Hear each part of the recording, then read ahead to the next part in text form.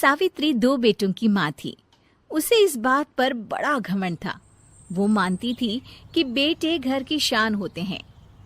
ये ले सावित्री, मिठाई खा, मेरे यहाँ पोती पैदा हुई है। ये सुनते ही सावित्री मुंह बना के कहती है, अरे तू तो लुट गई, बर्बाद हो गई, तेरे यहाँ लड़की पैदा हो गई। अरे तू ऐसा क्यों कह रही है? मैं तो बहुत खुश हूँ। अरे जब तेरी पोती के पीछे तुझे खर्चे पर खर्चे करने पड़ेंगे ना, तब ये तेरी सारी खुशी गम में बदल जाएगी। पहले लड़की की पढ़ाई लिखाई का खर्चा, फिर उसकी शादी का खर्चा। अरे आजकल की शादियाँ कितनी महंगी हो गई है। गहने बनाओ, लाखों रुपए पानी की तरह बह जाते हैं। लड़कियाँ तो सिर्फ खर्चा करवाने के लिए ही पैदा होती हैं। इस तरह लड़कियों के प्रति अपने विचार व्यक्त करते हुए सावित्री ममता को लंबा चौड़ा भाषण देके चली जाती है। अब तो आप लोग इस कहानी में सावित्री देवी का पात्र अच्छी तरह समझ ही गए होंगे। कुछ समय बाद सावित्री की बड़ी बहू भी एक लड़की को जन्म देती है। फिर क्या था, सावित्री पूरा आसमान सर पर उठा लेती है। हे भगवान, ये तू मुझसे किस जन्म का बदला ले रहा है? अरे मैं तो मंदिर में रोज आकर तुझसे कहती तो थी कि मुझे एक पोता चाहिए, और तूने मुझे पोती दे दी। इतनी मिठाइयाँ और प्रसाद चढ़ाने का क्या फायदा हुआ? तभी सावित्री की बहू निशा कहती है, क्या माँ जी, आप भी इतनी सी बात पर नाराज हो गई हैं? देखिए तो आपकी पोती कितनी सुंदर है, बिल्कुल आप पर गई है। अरे चुप कर, तुझे 9 महीने इतने महंगे महंगे काजू बादाम फल फ्रूट खिलाने का फायदा क्या हुआ?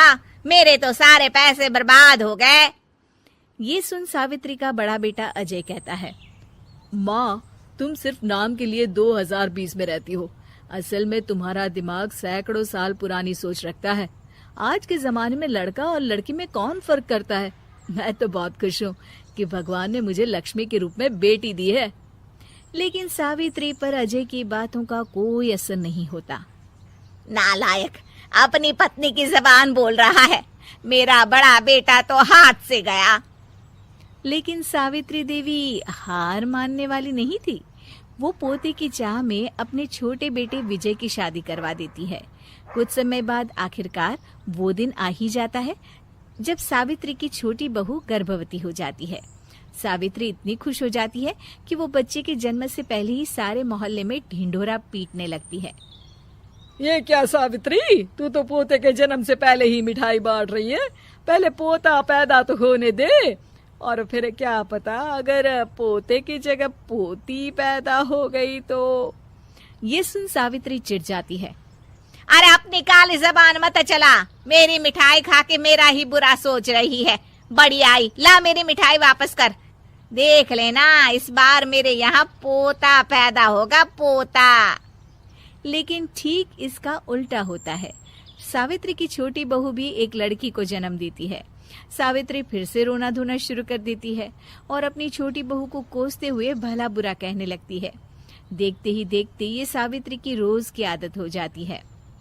एक दिन उसकी इस आदत से परेशान होकर विजय अपने भाई अजय से कहता है, भैया, माँ खुद एक औरत होकर हमारी बेटियों को पसंद नहीं करती, उल्टा उन्हें रोज कोसती रहती है। मुझे माँ की यह आदत बिल्कुल पसंद नहीं आती। अरे तू ठीक कहता है, मैं भी अब माँ से तंग आ गया हूँ। अच्छा, तो अब तुम दोनों इस तरह पीठ पीछे मेरी बुराई भी करने लग गए हो? नहीं माँ, हम चाहते हैं कि घर में शांति बनी रहे। हमें हमारी बेटियाँ बहुत प्यारी है। मैं नहीं चाहता कि वह तुम्हारे ताने सुन सुन कर बड़ी हो, और इसीलिए हम दोनों ये घर छोड़कर चले जाएंगे। हाँ माँ, मैं भैया की बात से सहमत हूँ। जब तुम इस घर में अकेली रहोगी तब तुम्हें अपनों की कीमत का एहसास होगा। अपने दोनों बेटों के मुंह से अपनी माँ के लिए इतने कठोर शब्द सुन सावित्री भावुक और रुआंसी होकर कहती है, क्या सच में तुम दोनों मुझे इस घर में अकेली छोड़कर चले जाओगे? हाँ माँ। हाँ माँ, अब पानी सर के ऊपर जा चुका है। मैं तुम दोनों के बिना नहीं रह सकती। अपनी सास के आंसू देख अजय और विजय की पत्नी अपने पतियों से लड़ पड़ती है। अरे जिसे जाना है वो जाए, मैं माँ जी को छोड़कर कहीं नहीं जाने वाली। भाभी, आप ये क्या कह रही हैं? वही जो तुम सुन रहे हो, दीदी बिल्कुल सही कह रही है। हम बेटियों के संस्कार हमें सिखाते हैं कि सास माँ समान नहीं बल्कि माँ ही होती है और उस माँ की जिंदगी भर सेवा की जाती है। बेटे अपना फर्ज भूल सकते हैं, लेकिन बेटियां नहीं। आप दोनों शौक से जा सकते हैं। माँ जी, हम दोनों के रहते आपको किसी बात की फिक्र करने की जरूरत नहीं। फिर क्या था, सावित्री के ऊपर छाए बेटों के घमंड के बादल उसकी बेटी स्वरूप बहुओं के तेज के आगे आंसू के रूप में परिवर्तित होकर सावित्री की आंखों से बहने लगते हैं और वो उन दोनों को गले लगा लेती है। मैं जिंदगी भर बेटियों को कोसती रही, लेकिन आज तुम दोनों को देख मुझे समझ आ गया कि बड़े अभागे होते हैं वो लोग जिनके घर बेटियां